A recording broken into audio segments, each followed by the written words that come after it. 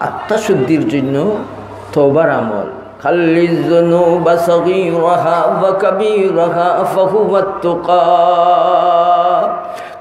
তুমি তাকওয়া অর্জন করবা, তোমার ইজ্জত বাড়ি যাইব আল্লাহর দরবারও। ইন্দান নাস তুমি মুকাররম বনবা, ইনদাল্লাহ তুমি কেরাম বনি যাইবা, তুমি কেরামুন নাস বনি যাইবা, তুমি ভালো মানুষ বনি যাইবা, সম্মানী বনি যাইবা।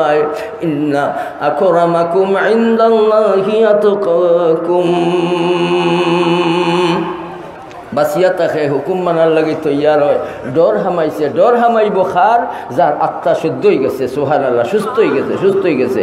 যার আত্মার মাঝে বেমার রয়েছে ভাই, বালা মজা খানি মজা লাগতো না, বালা জিকির বালা আমল বালা লাগতো না, জিকির বালা লাগতো না, তসবি বালা লাগতো না, তেলাওয়াত তসবি বন্দগি সব তার মাঝে মজা পাইব খে। যার আত্মারে শুদ্ধ করে লইছে, শুদ্ধ হয়ে গেছে ভাই। শুদ্ধ করনেওয়ালা জাতার সত্তার নাম আল্লাহ।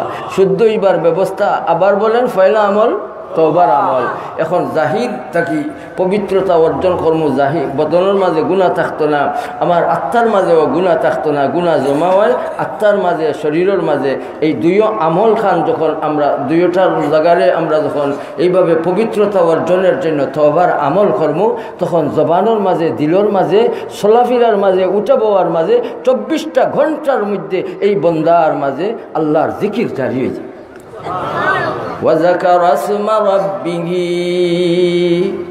যখন তওবার আমল করব, আত্মা শুদ্ধ হইব, শরীর তার পবিত্র হাসিল হয়ে যাব, পবিত্রতা অর্জন করলো, তখন জিকির জারি হইব জবানের মাঝে, কলবর মাঝে, চলাফেরার মাঝে আল্লাহর ইয়াদ করি করি, আল্লাহ তাআলার ইয়াদ করি করি জিন্দগিরে খাটাইব।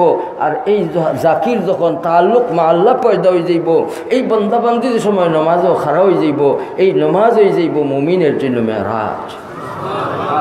এর জন্য ভাই আত্মারে শুদ্ধ করলে জিকিরও মজা পাইমু, আর জাকির বনি যাইমু। আর জাকির অবস্থায় যে সময় আল্লাহু আকবার কইয়া নমাজও খারই যাইমু, আর সূরাতুল ফাতিহা তিলাওয়াত শুরু করে দিমু। আল্লাহ তাআলা এই বন্দাবান্দির তিলাওয়াতের লগে, আল্লাহ এই বন্দার লগে বান্দির লগে জবাব দেওয়া শুরু করে। এর জন্য আধ্যাত্মিক সাধনার পয়লা নম্বর স্তরের উপরে ভাই আমরা মজবুতির সাথে আমল চালাইব ইনশাআল্লাহ।